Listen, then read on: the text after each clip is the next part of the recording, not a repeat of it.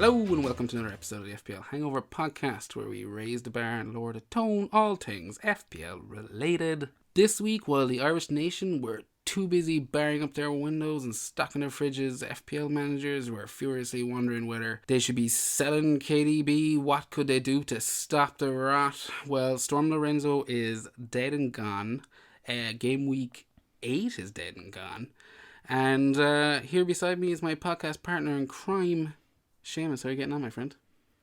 I've been better in terms of FPL weeks, but in real life, IRL. But yeah, you survived. awesome. You survived the storm. I survived Storm Lorenzo. Unfortunately, I think supplies were all rated, as were FPL points, because they were few and far between this week. And like Storm Lorenzo, I was pretty disappointed with the FPL returns as well. Yeah, there was no points left on the shelves for any of us to get our hands on. But what there was, Seamus, and that separates you and me this week, was a green arrow. That's right, I've still got green arrow fever. Is that 3 for you? That's 3 in a row. 3 in a row. But it did cost me a wild card. That's a turkey. That's a turkey. This is a bowling podcast now. But that's a turkey. 3 in a row. I'm pretty happy. Not amazing overall rank, 350k, but it's just constant momentum. That's what the wild card was there for. Just to keep pushing me up and up and up. Yeah, tip away. Do you, and I know we're starting heavy here, do you think I fucked up my wild card? Or considering the last 2 weeks, are you like, okay, it's... Honestly, I'm the wrong person to be asking about like what is the best strategy at the moment and what's the optimum team and going forward. No. I don't think you fucked up your wildcards. No, definitely not. I mean, you've got 3 green arrows and you're chipping into your lead. You've got a good setup of a team there now. So, I mean... I just wanted to hear you say that live on air so that was going to be there for the rest of the season. That's all I want. Apart from our forward lines, our teams are very similar. Well, how was your week this week? Terrible. It actually wasn't terrible in the grand scheme of things. I kind of came in like on the average, just under the average of 36. I scored 35. It was a small red arrow for me. I had a game week rank of 3.7 million with that score, and my overall rank moved from 1.7 million to 1.8 million. So negligible red 100k arrow. drop. About 100k, 120k I think is what I dropped totally. Total points now stands at 415. Ooh. I'm 39 points behind you, and you have a considerably higher score rank. But I'm not too worried about rank at this stage. It is hard to completely ignore it. It is, especially when you're looking at 8 fucking weeks of it, where you're going, it's hard to get yourself out of that mind frame. But you mentioned, I'm a little bit higher. I'm total 454. I like the way those numbers sound. Oh, I thought you moved up 100k this week. Oh, I did. Sorry, my overall point score is 454 points. Oh, okay. Yeah, so 39 points ahead of you. But I did. I moved from 450k to 350k in the bouts. And I scored a 43, which you said the average was 36, yeah? Yeah. Yeah, so, 7 points above the average, so I'm okay. I'm just happy with that green arrow. But again, our starting positions were so fucking low 3 weeks ago that... it didn't take a whole lot to start getting a couple of green arrows in a row. I'm waiting for that big green arrow. The one that... Like, I got one 3 weeks ago, but that was before the wild card. I subsequently used my wild card, so now I'm waiting for that. Cut my rank in half arrows to go from 350 down to 150. Do you know that kind of way? So that's kind of like me. All I want to do is just... If I'm just chipping away at my rank each week, I'm happy with that. But if I'm kind of getting green arrow, small red arrow, green arrow, small red arrow... I mean, if that's happening, then I'm going to want big green arrows when I get the green arrows, not these 400k green arrows, 100k red arrows. I want to get like that half, like you just said, half your rank green arrow. You want to land that big motherfucker. Yeah, like you're talking like that, 250k game week rank kind of arrow that kind of shoots you up and gets you in a good position, and preferably one in a week where it's relatively high scoring. Yeah. Because having your rank like on a game week like this means you probably got like 20 above the average, 25 above the average. It depends, I suppose, where you are, but yeah, it shouldn't be hard for me to half my rank. No, it shouldn't. What did you say? 1.8 overall? 1.8 mil. now. So it's like, a solid fucking week there, 20, 30 points above the average, and you're flying off. And that will come at some stage. But the longer the season goes on, the less likely that is to happen. I mean, it's game week 8 now. The first few game weeks, it's still actually really still tight. Game weeks to go.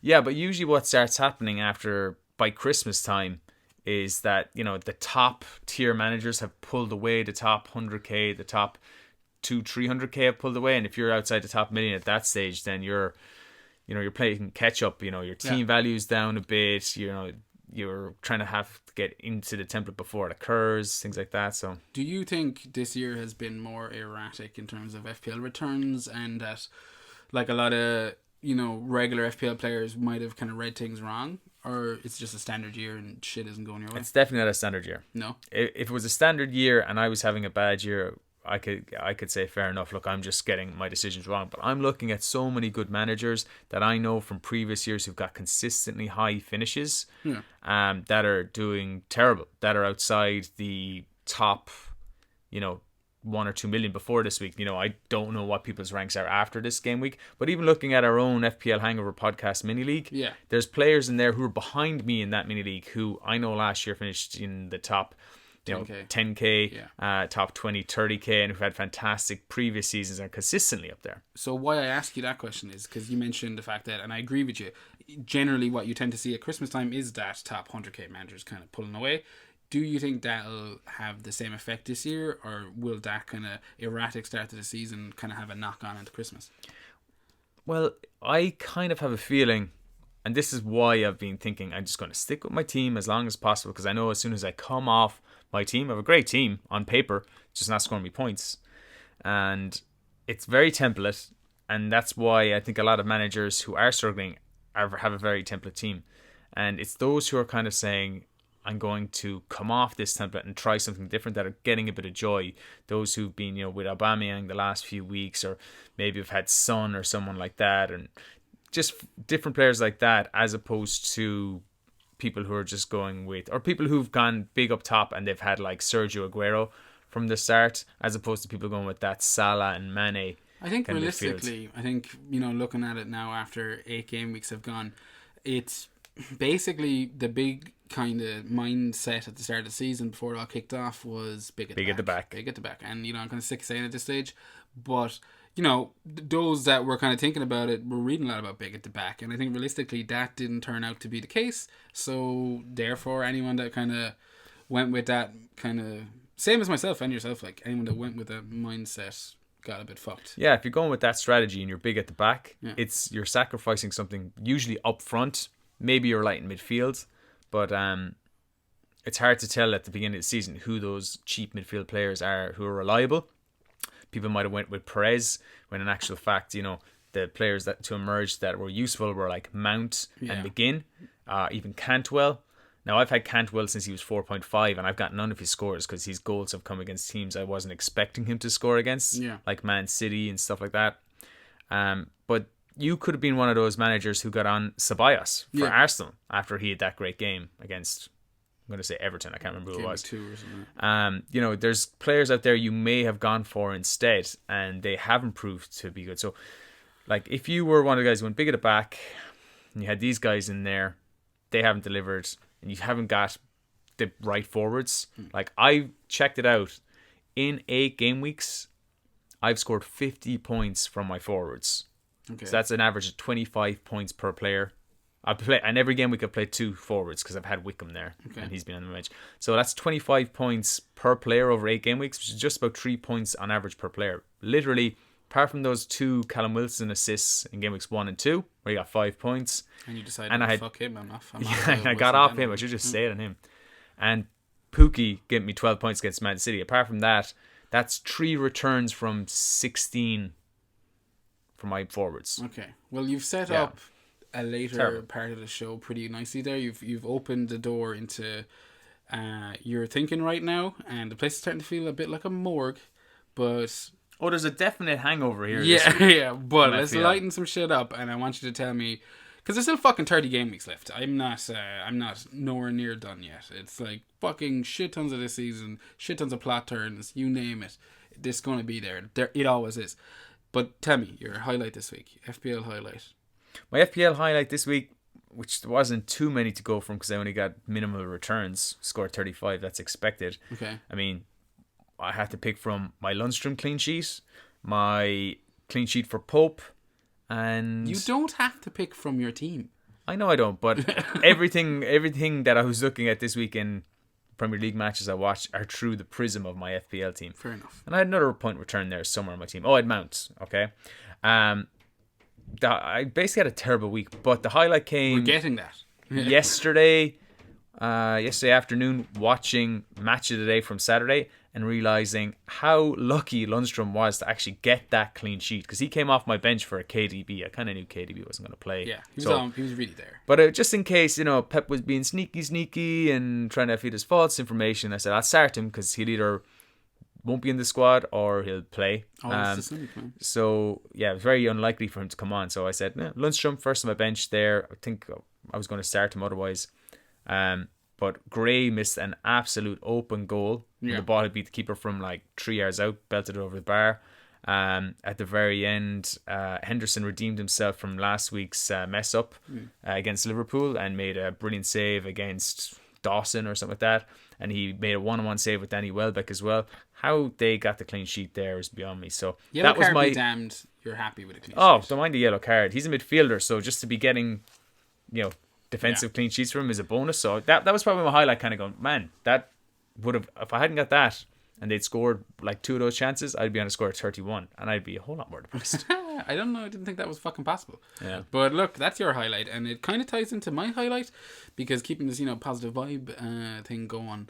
Why are you trying to keep this pod positive, man? We're called The Hangover. We're meant to have big all FPL hangovers here. Well, when you're hungover, you start day drinking, no? That's just one way out of it. There we go. That's how you deal with a fucking hangover. I'd like to think that's what the FPL hangover is. So what's the FPL equivalent then? Wildcard? No, fuck no. That's like taking a bunch of coke, to get over your hangover. You're like, I'm just going to do a class A drug now. And that should solve the mild dehydration I'm feeling. Okay, so the FPL equivalent would be transfers, maybe even a -4? Did you take a lot of metaphorical cocaine? I have heard through the grapevine that you might be on a wildcard this week. We'll get to that. You gotta we gotta throw something out there right now. People. Okay, yeah. I took the FPL cocaine that is my wildcard. Yeah. It's out. It's live. It's active. Activated it Saturday to get ahead of some prices. We won't dwell on it now. I'm intrigued. I'm looking forward to hearing about that. I'll tell you more about that in a while. Hit me with your low point. Actually, no, you're my high point. Your high point. Fucking distracted. Goddamn metaphors. But yeah, fucking my high point this week, like yours, which was keeping a clean sheet. Mine was a defender also, but didn't keep a clean sheet. Somehow miraculously got a bonus point. Trent Alexander-Arnold, he was a move I made in my wild card, and it might only be a measly 1 point, but I think you got to look at the fucking the beauty in every little bit of FPL that's there, because there's no fucking lot of it right now. And 1 bonus point when they last the clean sheet. I was like, because I think he was on for 3 before the clean sheet, and I was like, oh okay. He was still on for 3 until the last minute goal because Milner and Mane both got double attacking returns then, because in the first goal it was Milner sent at Mane, and once they scored the other one, Mane got the assist, Milner got the goal, so they were going to get the top bonus then. I never made that fucking connection. He put in, I don't know how, I've seen games where he's been super threatening, like that game against Newcastle a few weeks back. I was watching it, it looked like he was going to score every time he got the ball, or he was going to set up a goal every time he got the ball. You're saying you've seen games where he's looked super threatening. I'd actually ask you to show me a game where he hasn't looked super threatening. Yeah, but this wasn't one of those games where I thought he was. He put a lot of balls into the box, but they either went across the goal and no one got on them, or they were cleared away. And I was like, I don't really understand how his BPS was so high compared to other games where I thought he's been super threatening and his BPS was high. I think you're casting an eye too heavily on the left-hand side of that pitch and focusing on Robertson, because I'm probably doing the exact opposite, focusing on Trent, because I'm watching going, he's whipping in so many balls. I don't even give a fuck where they're going. He's still whipping them in. I'm a law of averages guy. Not really, how good was that cross? Now, don't get me wrong. If it was fucking, he was never getting assists, I'd be obviously going, well, he can't. If he was actually young, I'd be like, oh no, well, fucking whip it in all you like. You're not going to put it on anyone's head.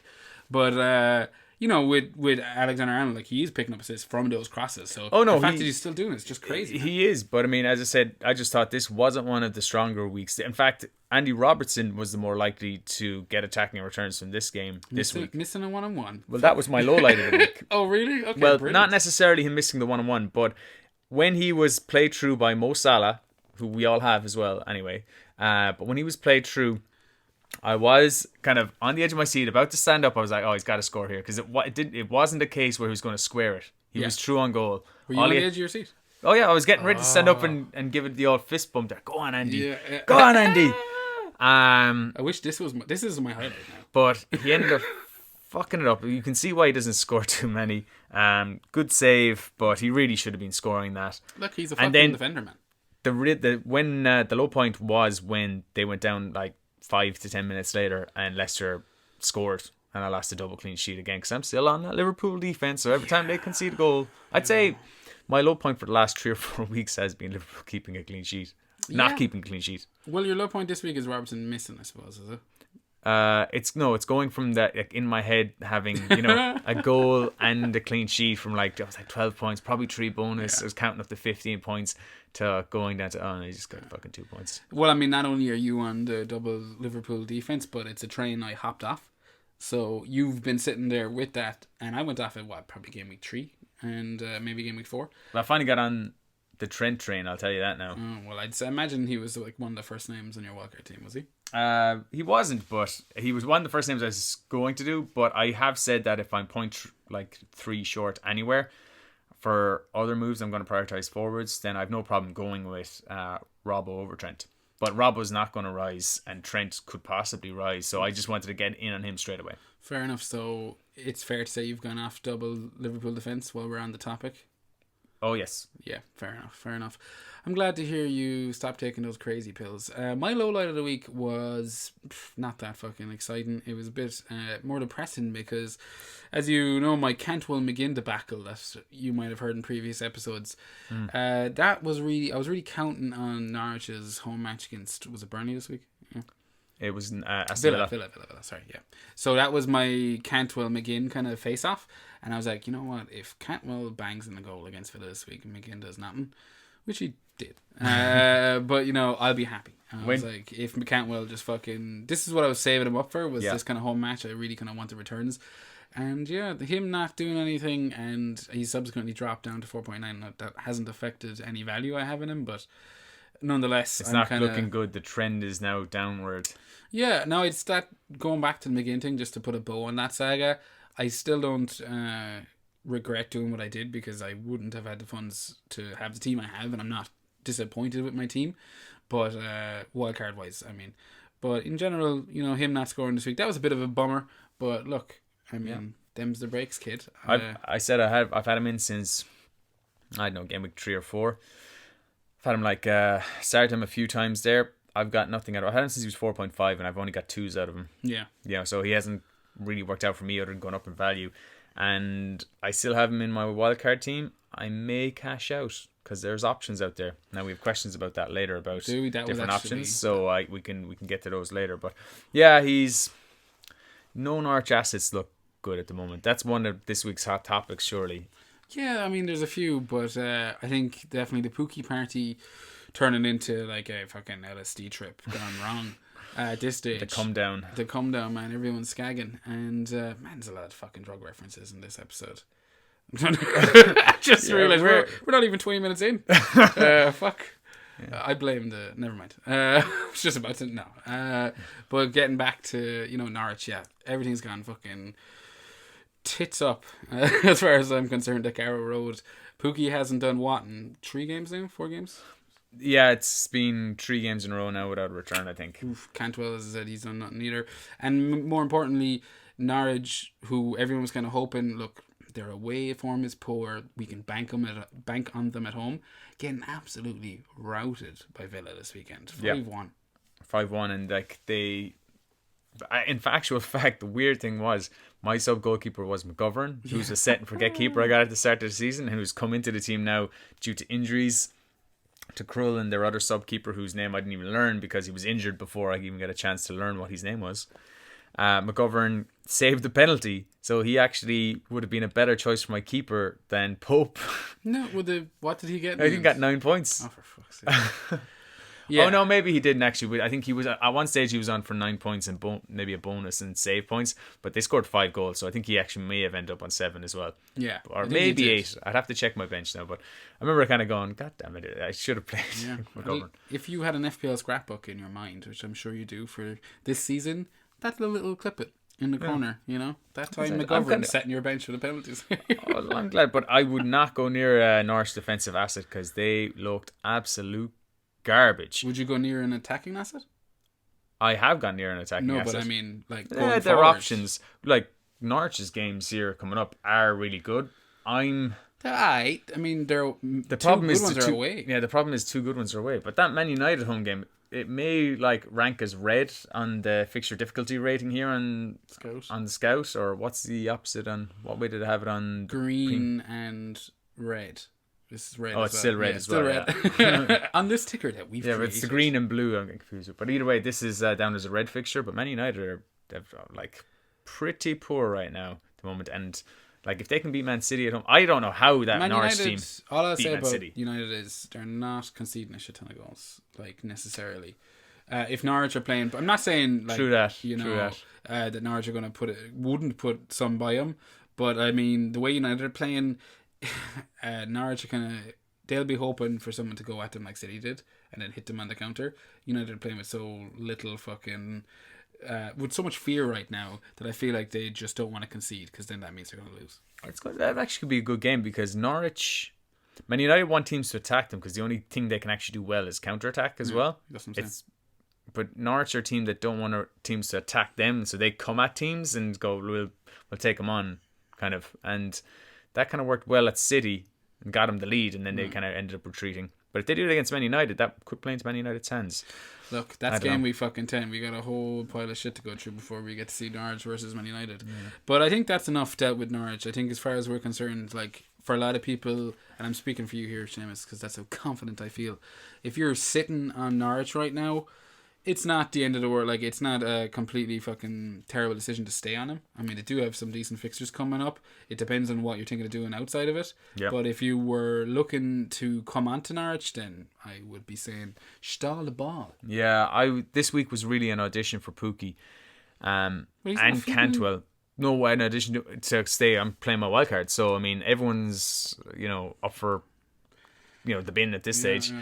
So I was saying to myself, all right, look, there's some brilliant fixtures out there for players. I could get Aubameyang, Vardy, Wilson, Abraham. I could stick with Pookie and get 2 of those. These are guys. One thing I knew was Barnes was going in the bin. Yeah. Because he's done nothing for me. Well, I mean, what was the score in the Burnley match this week, Seamus? 1-0. 1-0. Clean sheet for Mr. Pope. We both got that. I have no problem with defensive assets from Burnley. I'm just talking about Barnes as well. And he seems to be getting less opportunities. Hasn't been as high up the last few games. I'd have to look at the heat maps now for the most recent game, actually. But the few games before that, you can see he's dropped playing that small bit deeper than Wood and kind of pulling out to the left a small bit as well. So, yeah, he has not been impressing. He's not been getting off the same amount of shots that he was. He is regressing.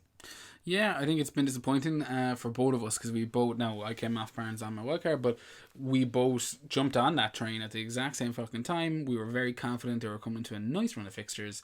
I took a hit, I believe. I don't think you did.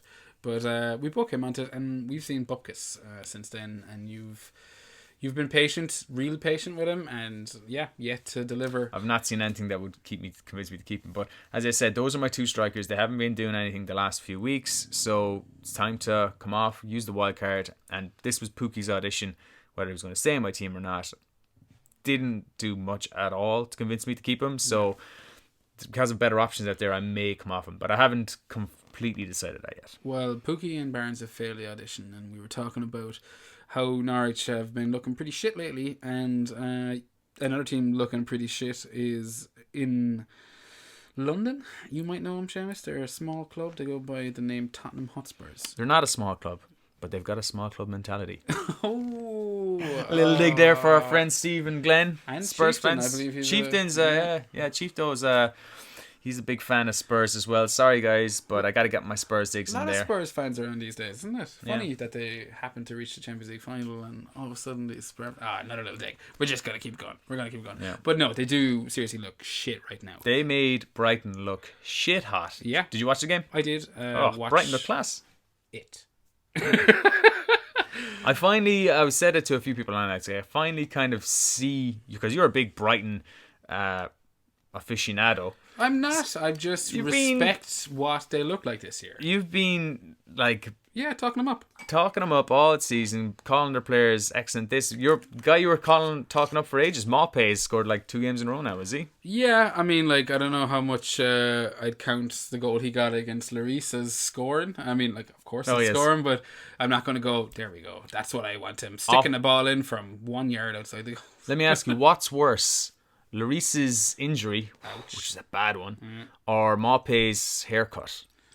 The thing that annoys me about Maupay's haircut is that he looks like Moy when you're watching it from zoomed out. So I was watching... What? Yeah, well, fair enough. Okay, I wasn't watching it on fucking Sky HD. I was watching it on a 480 fucking piece stream.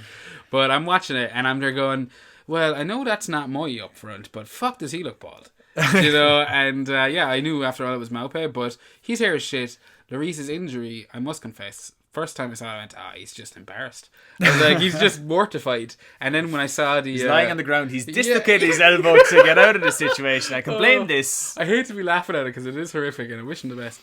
But I was there going, he's just fucking mortified now. He's been an absolute howler. And his babies kept him up late. And it's like, fuck. Oh, yeah. And then I saw the oxygen mask and I went, Jesus, he's taking this a bit far. I was like, fucking Oscar for this man. And then I saw an angle of it and I went, oh shit. I was like, no, that's fucked. Yeah, that's sore. That's sore. Yeah, he's going to be out for a good few months. Now, that means if you want to get in Gazaniga for Spurs as a goalkeeper... 4.4. 4.4. Excellent. But the whole reason we started talking about Spurs is that we cannot recommend... Well, I cannot recommend any of those players. Even Son I wouldn't recommend at this point. Purely...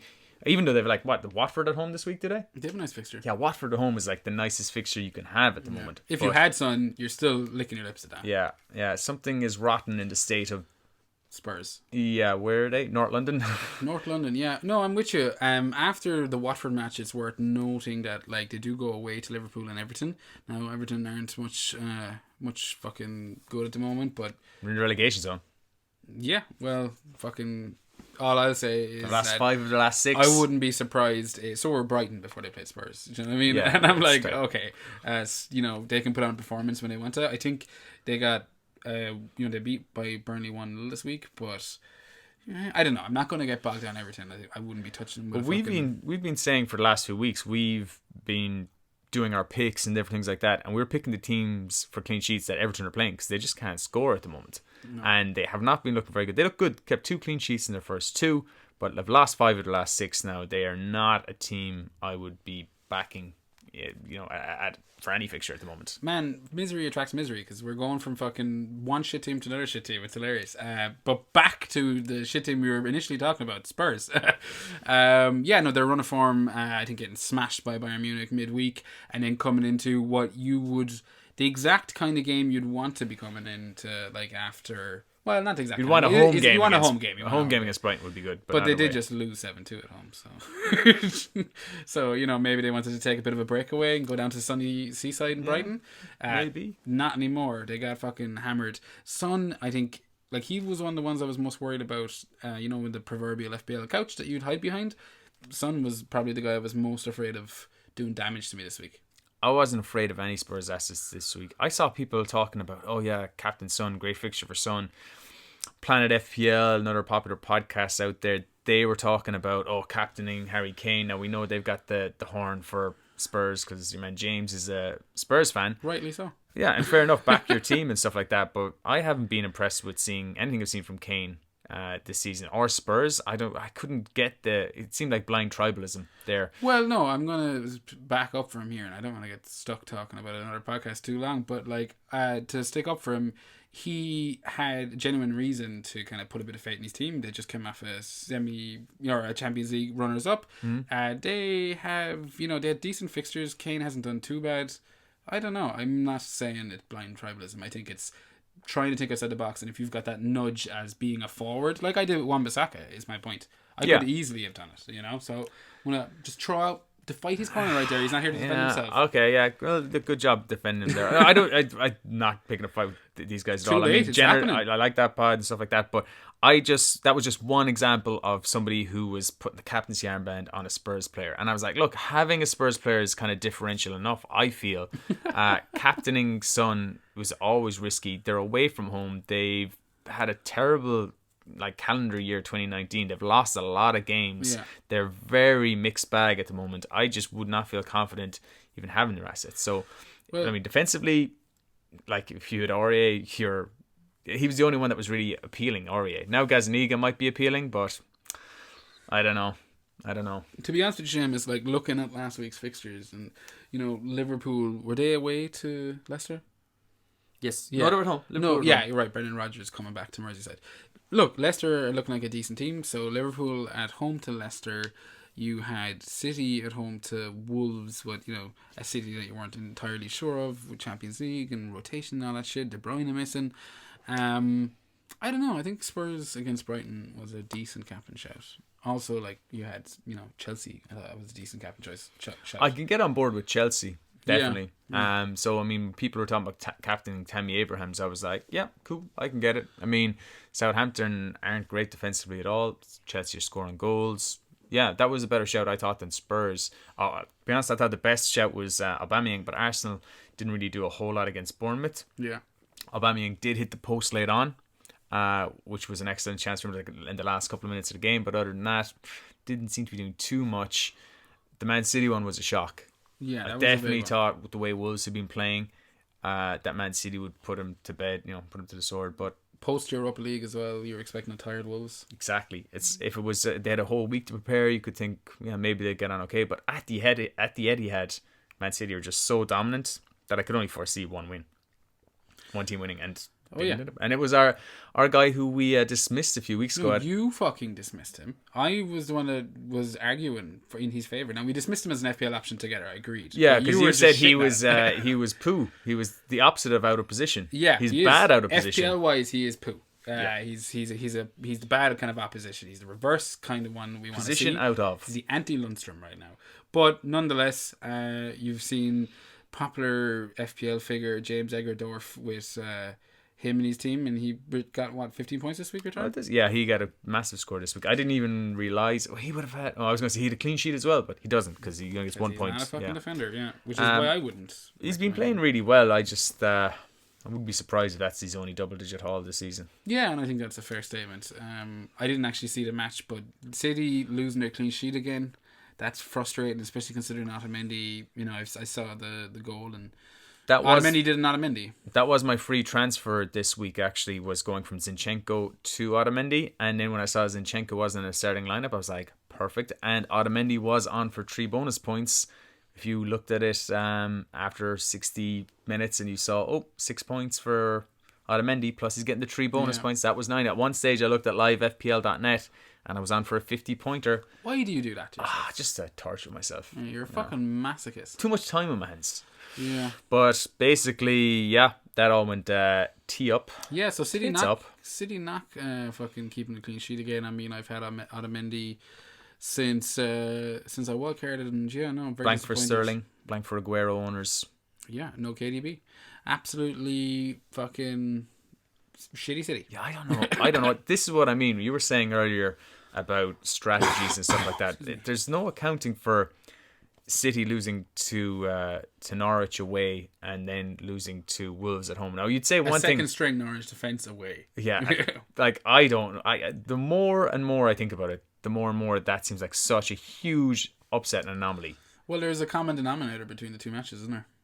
What is that? Kevin De Bruyne not starting? Yeah, but he can't make that much of a difference. Well, can he? I don't know. They dominated possession and they had loads of chances and stuff like that, but they just couldn't 20 score. shots or 2 on target.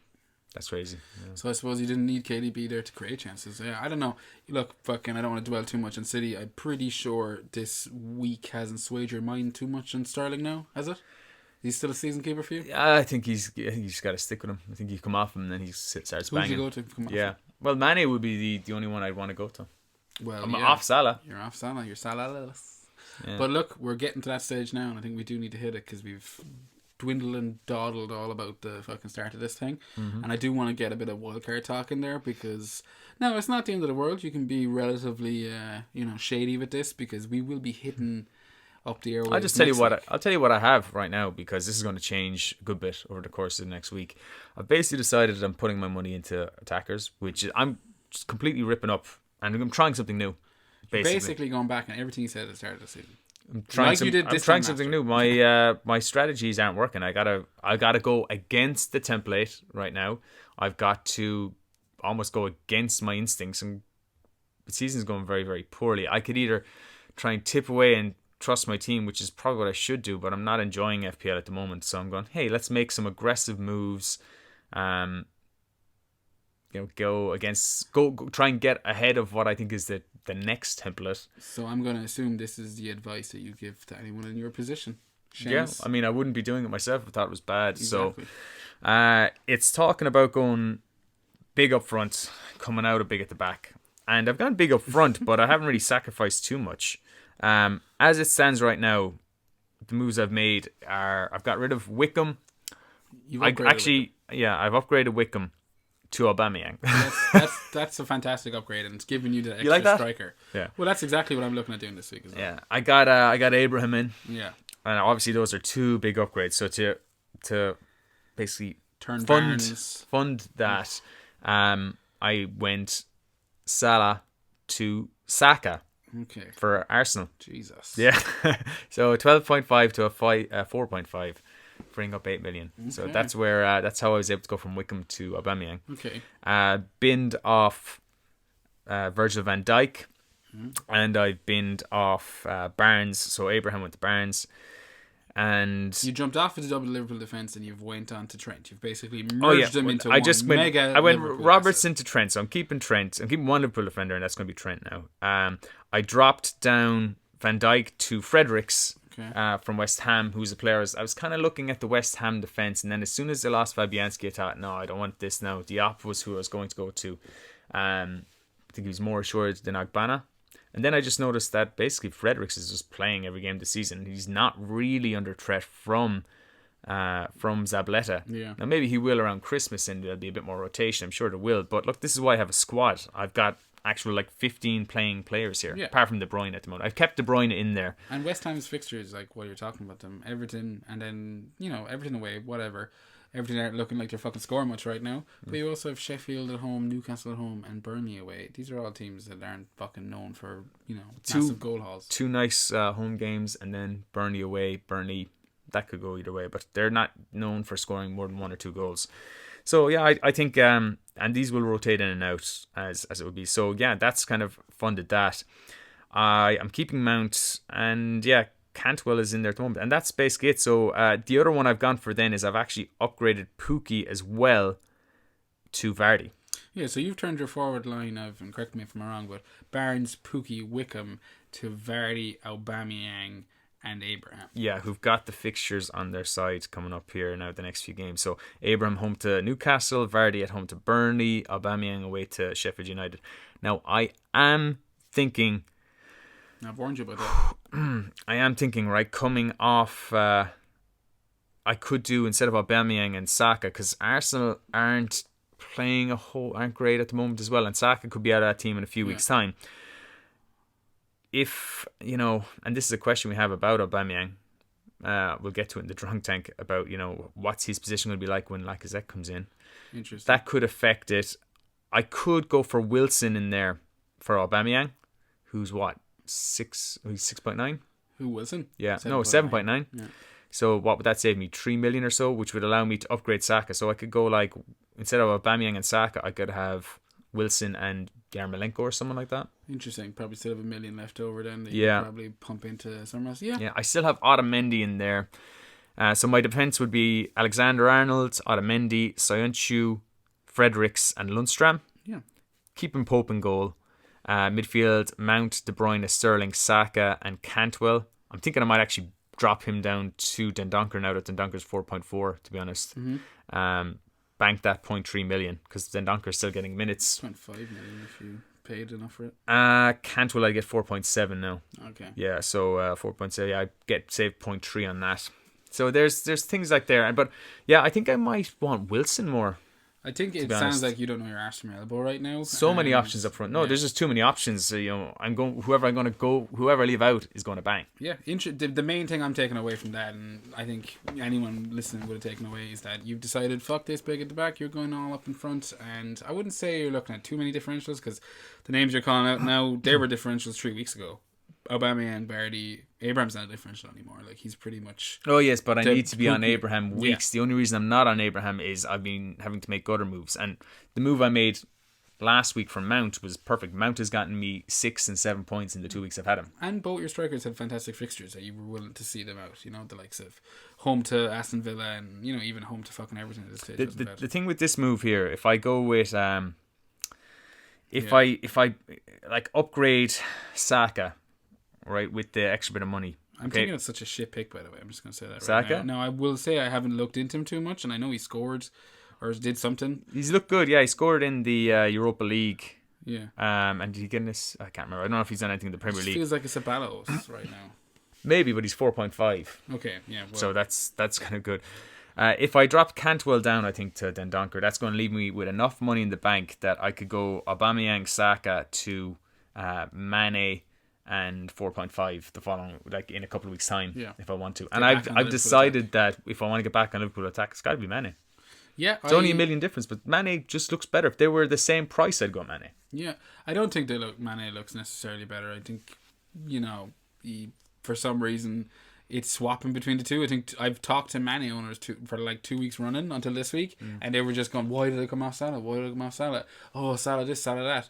It just flicks and fucking switches all the time, Yeah. I do think for the million that if I was to pick one right now, I'd be picking Mane because he's definitely looking like he's going to at least match Salah this year. I will say that. But I wouldn't say that fucking, I don't buy into this Salah, and it's, one of the key talking points of this week is, to Salah or not to Salah. And it's like, I still think he looks dangerous. I mean, if Liverpool fucking score 3 or 4 goals, I feel like he'll be getting 1 or 2 easily. But look, he picked up a bit of a knock, international break now, so we'll see what way.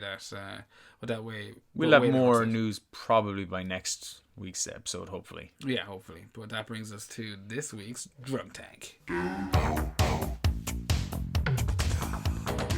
So we have a few questions. Not too many this week. It is an international break, so people are taking their little break from FPL probably for a few days. It sounds so condescending, Seamus. Little break. It's a well-earned break, man. A well-earned break. I know. Yeah, you gotta get like mentally refreshed here. But one such question we got was from Tom Mariarty, who's broken into the top 10 in the FPL Hangover Mini League podcast mini league at this point. His question was like, what are our thoughts on low price potential attacking options? He's listed in particular Connolly, who scored 2 goals for Brighton this weekend. Irish young lad, fair play. Saka, the man I just mentioned there for Arsenal, who's also 4.5. He's a midfielder. Martinelli, another Arsenal forward, and Callum Hudson-Odoi, who got an assist this week and is now back from injury. What are our thoughts on these low price potential attacking options, and is there any others that we would recommend? Yeah, interesting question. I mean, to be honest with you, Martinelli, I don't know how convinced of minutes I am for him. No, not at all. He scored in the Europa League and got 2 goals, and he apparently looked very bright. I didn't see that game, but I think most people's optimism around him is based on that game. Yeah, fair enough. And Connolly, I'm not sure what price he's coming in at the FPL. He's 4.5. He's 4.5. I was thinking I saw people talking about that. Yeah, he looks fucking like, again, I don't know how, like for me, a transfer to a 4.5 striker would be always bottom of my list usually because I have so many fucking fires I need to put out. Yeah. But with Connolly, I think like you don't have a whole lot to lose if you have like I have Wickham or I have Greenwood. I have you have Wickham. Do you know, if you weren't wildcarding, if I was gonna burn a transfer and want to stall a week, fuck it. Greenwood or a Wickham to a Connolly doesn't seem like a bad bet. It's a bit of a punt. It's simple. In my thoughts, I think Connolly right now is the best 4.5 option. Because he's starting more than Greenwood, and he is starting more, and he's scoring. He's the only fucking 4.5 option I can see. So yeah, Martinelli's not starting or getting game time. So yeah, he's got to be the best 4.5 option. you're not going to waste a transfer going from one of those 4.5 options to this guy. If you have 3 premium strikers and you want to get an extra midfielder in and you're going to downgrade the likes of Barnes to free up 2 million, yeah, go for Connolly. Likewise in midfield, if you want to free up money. But see, I don't think we should be having 4.5 third strikers anymore. I think that the time for that is gone because there's so many good attacking options. This is why I'm playing my wildcard this week, because his fixtures are swinging towards attacking players, attacking teams like Bournemouth, with Wilson. Well, there's no fixtures swinging towards Wilson. Wilson's had his first blank this week. He's scored in every game week so far. So as far as I'm concerned, he has to go through a spell before you'd consider getting rid of him. Oh, of course. Jumping on him, Seamus, I'm not as convinced as you are. Like, I'm thinking of coming off him this week to upgrade to Aubameyang. You're thinking of coming off Wilson as they're about to play Norwich and Watford in their next 2. Well, I mean, the 2 teams who are conceding the most amount of chances and most amount of goals. I'm not seriously come off somebody else. Don't come off him. See, it depends on whether I keep Salah or not. Oh, yeah. That's the big question. And I mean, I could go down from Salah to a Yarmolenko or someone that was also mentioned in that question, Callum Hudson-Odoi. No, I can't do that because I've went on the Tomori train right now, so I've 3 Chelsea slots filled up. Oh, yeah. But, and to be fair, I was warned of that. Some passing comment on Twitter, basically someone said, just be careful with the Tomori trap because I reckon Hudson-Odoi is going to be a good option. And you know what? That's proven fruitful right now because he's looking good. What is his price actually? I'm not aware. 5.9. 5.9. Yeah, so he's that bit more expensive again. I nearly go Yarmolenko is a good alternative. I think it depends. I mean, the thing with Hudson-Odoi coming in at 5.9 is that Mount is still there in and around that price point. Like, I think Mount's 6.7. 6.6 or 6.7 now, yeah. So, I mean, okay, he's the guts of $1 million more expensive, but guaranteed to start. Hudson-Odoi is probably... I feel like he could work his way into the first team, to be fair, but, for Mount right now, while he's scoring and assisting, I'd have no reason to not have him in the team. I saw people who were talking about wildcarding before the Chelsea game, and they were, before Hudson-Odoi had actually got his assists in that game. And I was kind of going, hold off a bit longer till we know more about Hudson-Odoi, because we don't know. Like, Willian was excellent by all means in this most recent game. They've got Pedro, they've got Pulisic. I'm kind of like, I don't know. I mean, I'm happy that Lampard loves Mount, and he seems to really like Hudson-Odoi as well. You'd think Hudson-Odoi is going to get minutes, but we don't know. Still a bit of I'd rather see a couple of games, and I don't think he's going to lose out too many points in a couple of games, but he could be a good option. I like that. I mean, if you wanted to, as I said, I think that Saka guy is a really good option. He's getting minutes for Arsenal. He's 4.5. Doing that move from, if you wanted to go and from Salah down to Saka, that would save you 8 million. Yeah. That would allow you to take, like, who's your third striker? Ooh, like Greenwood. Greenwood. That would turn him into, what's that? Yeah, that would turn him into Aubameyang. Turn him into anyone I fucking want. And then you could just reverse that in a couple of weeks' time if you want. I think that's the better move for you personally, but I don't want to be I wasn't improving fucking your team. The other part of Tom's question there, he's asked about Pookie replacements. I think we've talked about all the good strikers there. Yeah. I wouldn't be coming down off Pookie to Barnes or Wood at the moment. I mean, I guess it really depends on your budget and what way you're setting your team up. I don't think Burnley are not scoring enough goals. They're maybe not, but I think for their price point they fit nicely. I think Wood, especially at 6.2, I think he is, considering they're playing Leicester. They have a tough one at home against Chelsea, but Leicester, Sheffield United, West Ham, Watford. Look, it depends on, if you have that extra mil and a half that you're going, what do I invest that in? If you want to take a punt on Burnley, I wouldn't be screaming no. You're sitting on your wild card and you're looking at premium strikers right now. I still think that there is a bit of value, kind of other places of FPL. But, we talked a lot about the forwards there. Am I wrong? We've talked enough about those replacements. He's also asked about Dina replacements, because he said both of these guys have delivered no returns for 3 consecutive weeks. That's his window for ditching. We were asked this question a couple of weeks ago. We answered it. Basically, if it's only a cheaper midfielder, cheaper forward, then if they've blanked 3 weeks in a row, I think that's enough time to come off. Even 2 weeks might be enough time to come off. It depends on your long-term plan. Premium defenders, you might want to give better or more long-term, but I think, I'd come off those. I think with the likes of Dina, you know what you're going to get, but right now you also know that Everton are going through a really rough patch. Yeah. Do you want 6 million, or I think he's 5.9 now. Maybe he's gone down to 6 again, but regardless, the guts of 6 million tied up in a defensive Everton asset when clean sheets are a rare thing. Nah. I'd come down. The likes of Tomori's good, but you got to be careful about using up all your Chelsea slots, as you said, if you've got Mount and Abraham. I like Sayuncu, who I got a few weeks ago. I'm thinking if I go West Ham, then Fredericks could be a good option. If you can rotate them, Lundstrom is obviously one of those guys you should have anyway. I think like what we were talking about in terms of big at the back not really being much of a success.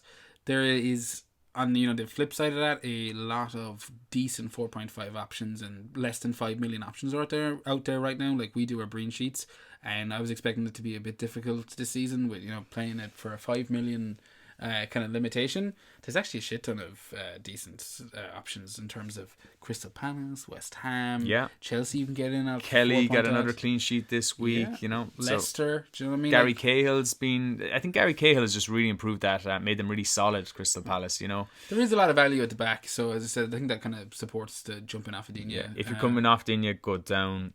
I don't like this kind of sideways move. I mean, I was thinking maybe you could try someone like Alonso, but you just know that's going to be a further transfer on the line when Emerson comes back.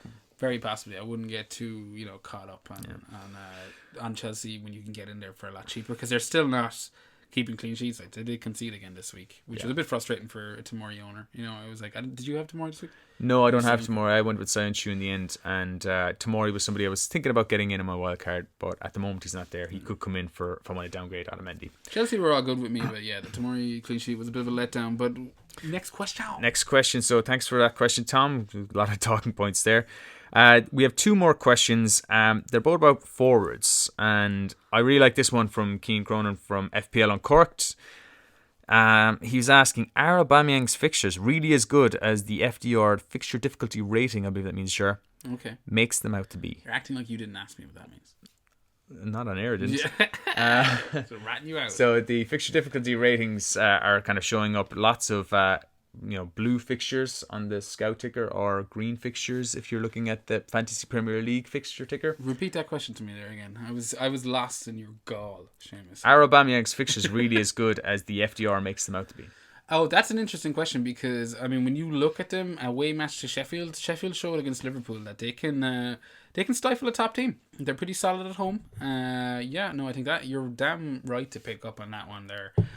Sheffield away is a tough one. Crystal Palace have conceded 2 goals this season? Crystal Palace have kept the most clean sheets this season, and they have one of the tightest defences in the league as well. I think they're up there with Leicester and United for chances conceded. Yeah, exactly. And Wolves just coming off the back of a 2-0 City defeat, followed by an away match to Leicester, who we've already talked about, and how decent enough they look. So I think it's a fair point. And actually, I'll ask you, Seamus, because I mean, you're the one with Aubameyang in your wildcard team. That's why I'm thinking Wilson.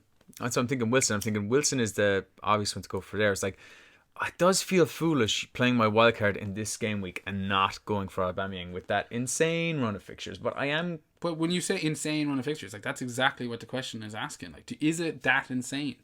When you see home games against Crystal Palace, Wolves, and Southampton in the next 5, you think, oh God, I got to get on them. But I see a home match against Bournemouth, and I was expecting a goal fest, and they won 1-0. And did you see their Twitter respond afterwards? No. Phew. Their official account, 99 minutes, 1-0. Now, I did say that, Aubameyang hit the post, late on in the game in the 90th minute or something like that, and he could have had a goal there, but that's just an Aubameyang. That's only going to be a 6-pointer or something like that, more than likely. It's, I don't know, he's a lot of money. This is, I'm not really, I've always expressed my doubts over, are these 11 million plus strikers worth it, the premium strikers worth it? Your whole pre-season and preamble was fucking screaming about how anti-premium forward you That's why I'm kind of thinking I might be more inclined to go for Wilson now, and maybe go with Vardy, Wilson, and Abraham as my forwards. I don't know. I haven't decided yet. I think you've made a brilliant point though, Keane. I do think that they are being overplayed some bit. Sheffield United are really tough defensively, and they're going to be at home. Arsenal are terrible away from home. Crystal Palace are going to set up to hit Arsenal on the counter-attack. that'll probably work. But they seem to do. They have a really, really good away record. I think outside of Liverpool and Man City, they have the best away record in 2019. We're not going to break down Arsenal's fixture by fixture, but look, those are the two most recent, though.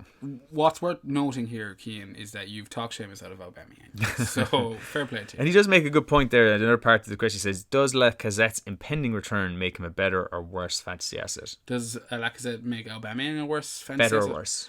I don't know if Aubameyang's been necessarily playing in the centre since Lacazette left. Like, I know he started in the centre, but he's been shifted out left a few times anyway.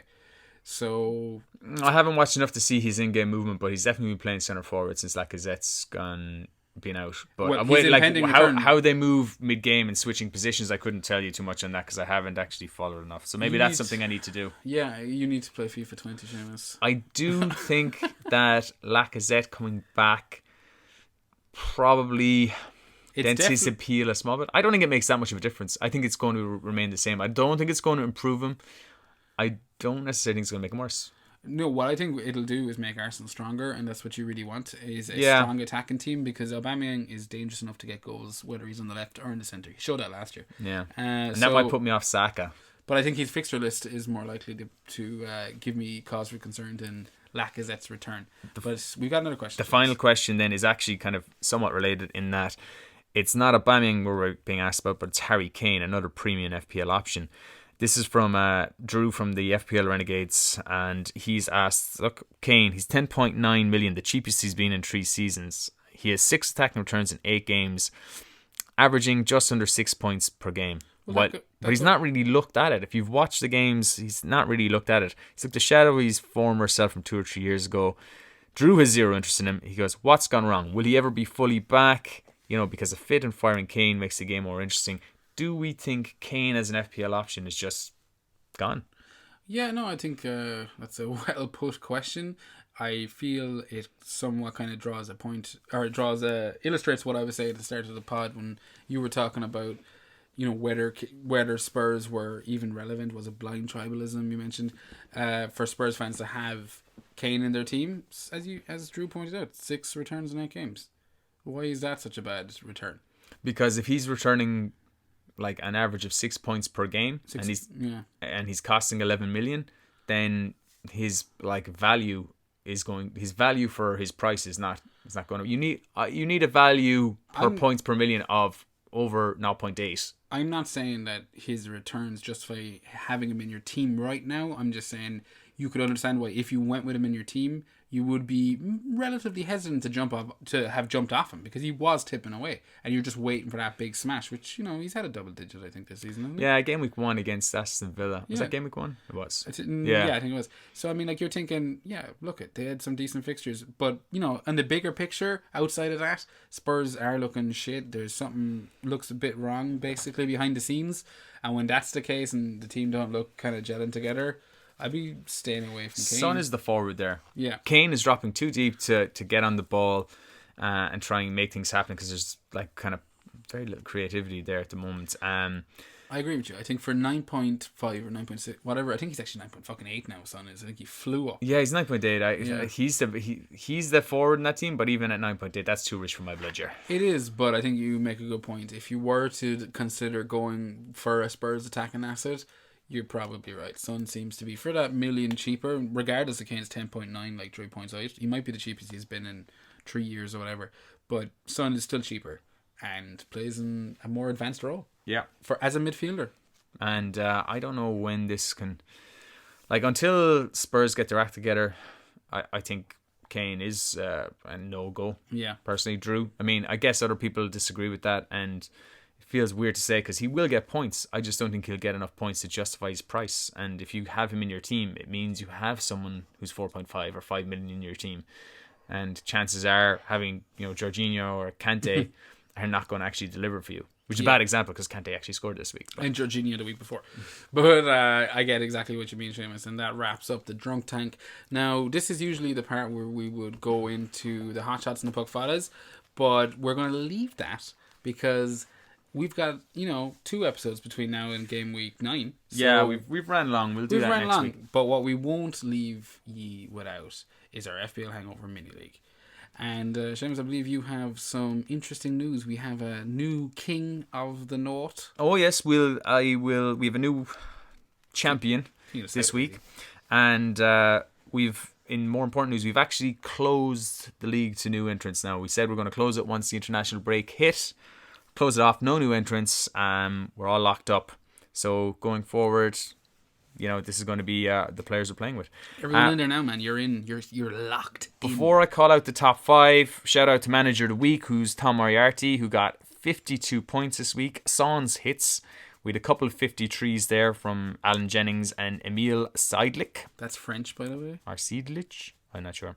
Alan Jennings is French? I don't know, but Sans. Oh, Sans hits, yeah. So those guys both got 53s, but they were -4. Tom, though, got his 52 points. Sans hits, as I said. He had Mane, Mount, Tammy, Pope, Lund, Captain Raz. Yeah, that's shaking your hair right now. Is Seamus the dog doesn't approve. I was going to blame you and your shame. But no, she's awake. She heard us talking with the mini league, and she was like, "Fuck this, interesting shit." So before you continue and list out top 5, I also want to just take this, point in the podcast to, draw a line under FPL Rogues mini league, the no backdoor league.